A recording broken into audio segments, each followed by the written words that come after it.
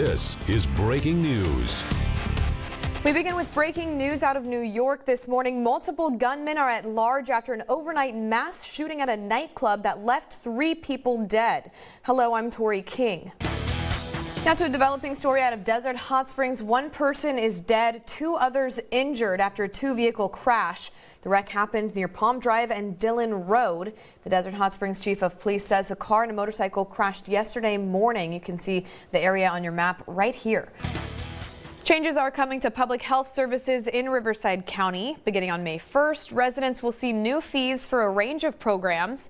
Riverside County supervisors have approved a series of fee hikes that they say are necessary to meet the cost of providing public health programs. Breaking news. We are following some breaking news this morning. A U.S. lawmaker and her husband are dead, shot and killed in what's now being called a politically motivated assassination. Minnesota Governor Tim Walz announcing just moments ago that a manhunt is now underway to find the killer, who is allegedly impersonating a police officer. According to authorities there, State Representative Melissa Hortman and her husband were both killed, but they weren't the only ones targeted by the same suspected killer. State Senator John Hoffman and his wife were also injured. Governor Walz saying that he is optimistic they will survive this morning. And a very good morning to you. I'm Jeff Stahl. And I'm Tori King. It's now 6 a.m. Wednesday, January 8th. We're following breaking news this morning as more than 30,000 people in LA are now under evacuation orders this morning. Many of them seen packing up and leaving with just minutes to spare. This is News Channel 3 in the morning. Right now, LA in the state of emergency as 3 life-threatening wildfires continue to rip through the area. High winds stretching across Southern California, causing us to remain under a first alert weather alert through today. We've got the very latest on the firefight as those strong winds continue to fuel the flames. It's now 5:39. The United States Postal Service is very busy this holiday season with shipments headed all over the country. USPS remains the most affordable way to ship mail and packages this holiday season, and they've made some major investments to ensure that customers get the very best service possible. Our very own News Channel 3's Allie Anthony is live from the postal office in Palm Springs this morning to tell us more about what some of those investments are doing for customers. Good morning, Allie. Got any packages to ship out? Developing news this morning, over 250 Ukrainian soldiers have been returned from Russian captivity in a prisoner exchange. Take a look at this video. You can see dozens of released Ukrainian prisoners cheering and then greeting their relatives in an undisclosed location. Russian President Vladimir Putin announcing a temporary Easter ceasefire in Ukraine beginning yesterday, citing humanitarian reasons. According to the Kremlin, that ceasefire will last all the way through Easter today. Ukrainian President Volodymyr Zelensky, though, calling the ceasefire, quote, another attempt by Putin to play with human lives. He then wrote on X, formerly known as Twitter, that the air raid alerts do continue to spread across Ukraine. Zelensky also claiming, quote, drones in our skies reveal Putin's true attitude toward Easter and toward human life. We're turning now to a live look at the White House in Washington, D.C. this morning. The Supreme Court making an unusual overnight decision yesterday. Justices offering a temporary pause on new deportations of Venezuelans held in northern Texas. This all comes as national protests against the Trump administration are underway across the country. This morning, Wendy Gillette is tracking how the administration is now responding to that pause. Breaking news overnight, we are learning of the death of actor Val Kilmer, his daughter confirming the news. And a very good morning to you. I'm Jeff Stahl. And I'm Tori King. It's now 6 a.m. this Wednesday morning, April 2nd. Hollywood remembering Val Kilmer's legacy. More good news from overnight. These numbers just came out this morning. Firefighters making great progress on the fires right now. The Palisades containment now at 43%. The Eaton fire now at 70% contained. We are going to continue tracking these numbers and bring you the very latest on the ongoing firefight. Good morning. It's now 8 a.m. I'm Tori King. Thank you for starting your day with us. 39 planes have crashed in the United States this year alone, making them extremely rare events. But to this day, air travel still remains the safest way to get around. But what happens if a plane does go down at your local airport? This morning, News Channel 3's Allie Anthony and I teamed up to get a closer look at how fire crews prepare for and handle aircraft emergencies in our exclusive report, Firefight or Flight.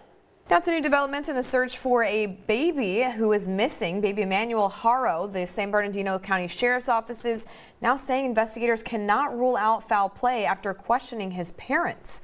This morning, we're told that investigators spoke with multiple people, including Emmanuel's parents, Jake and Rebecca Haro. It's now 6:31. New this morning, it's said to be changing the game for student transportation. The Palm Springs Unified School District now teaming up with Zoom, a leading provider of modern student transit, to bring cutting-edge technology as well as enhanced safety features to local school buses.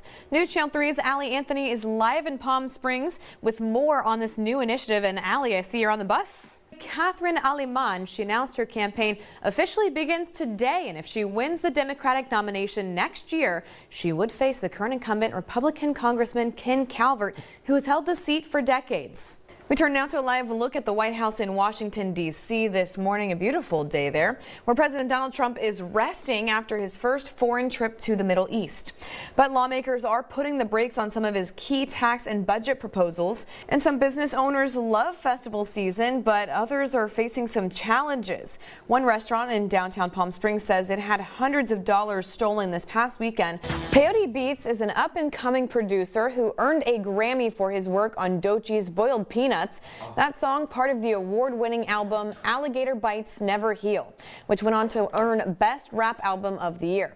In an exclusive interview, I got to sit down with Peyote, who tells me his Coachella Valley roots played a huge role in this track and his music. I was also there the moment he came back to his hometown for the very first time after earning the prestigious award.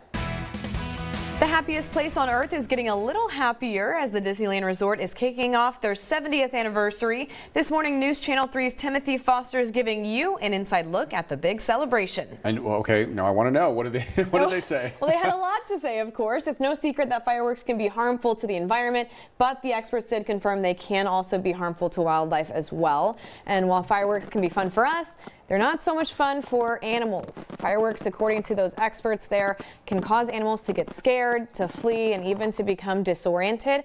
Birds especially are at risk of becoming disoriented, falling out of nests, or even flying and crashing into trees, cars, and buildings during fireworks displays. Young animals can even get separated from their mothers, and the chemicals used in fireworks can also poison their habitats. So, local cities do take this and the risks into consideration when planning their 4th of July celebrations. So this is a big reason why they really urge residents and individuals against shooting them off themselves, aside from them, of course, being illegal in most desert cities. The skies were just as busy as the roads. According to the Transportation Security Administration, more than 17 million people were screened at airports around the U.S. That's an 8.5% increase from last year. To get a closer look at this year's travel numbers, just go to our website, kesq.com. Now he's here in studio with us, iconic actor, comedian, and voice actor Patrick Warburton. Thank you so much for being here, sir. We really appreciate you for taking the time. Thank you, Tori. You have a lot going on, right? You're known for, not just your work on TV, but for your philanthropy work as well. Tell me a little bit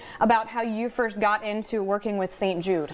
Just inspired by the hospital, like so many people are, and had the opportunity. And so it's been an amazing experience, hosting the event out here in the desert, making this the #1 event in the nation for the hospital, at least tournament-wise. And yeah. Well, that's right, and this is now your 15th year. This is 15. Congratulations. Thank you. It's you've been able to mesh sort of two of your passions, right? Philanthropy as well as golf. Now, do you have to be good at golf to take part in this tournament? Absolutely not.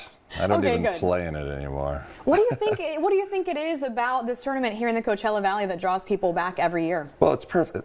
It's perfect. Listen, it's such a great destination, We took a little coffee run and breakfast run in between shows here. It feels fantastic outside right now. Oh yeah, I mean, I'm going to have to probably change into a short sleeve shirt because it's going to be hot. Yeah, it is going to be a warm one today. We are tracking those temperatures in the lower 90s, so a little bit warmer than usual, but it's going to be perfect if you're going to be having lunch outside. Ooh. Maybe.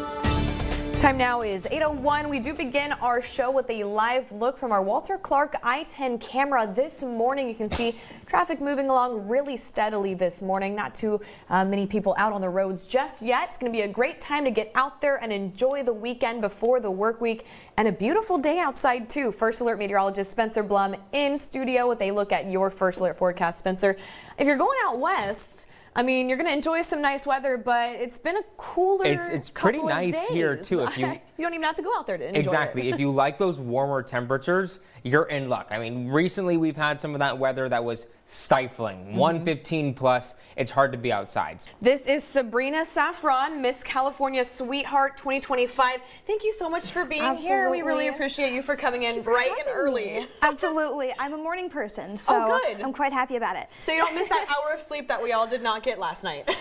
I'm iffy on it, but I'm going to be grateful in the long run. Perfect. Well, thank you again for coming in today. Let's go ahead and talk real quick. You've been here before, but it was a while ago. You've been here back in 2019, in case you missed it. You grew up here right in the Coachella Valley, but you've since now moved to Orange County. Tell me a little bit about that. Yeah, so thank you to my mother. She is the reason we made the move to Orange County. I'm a professional dancer now. I've been dancing for 10 years of my life, which is so fantastic. I love what I do. And the reason I'm in Orange County is for my career. Because it's closer to Los Angeles, but it's close to San Diego. It's that sweet spot. It's fantastic. So that's how I ended up in Orange County. I love that. And you said you've been dancing for 10 years.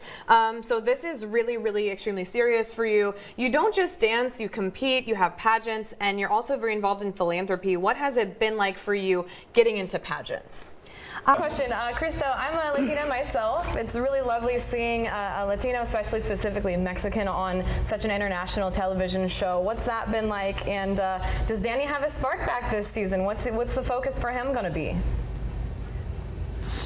Well, yeah, I think it's an honor. Ask Tori if she had a favorite performance. What was your favorite Did you have a performance? favorite performance, Tori, on the night?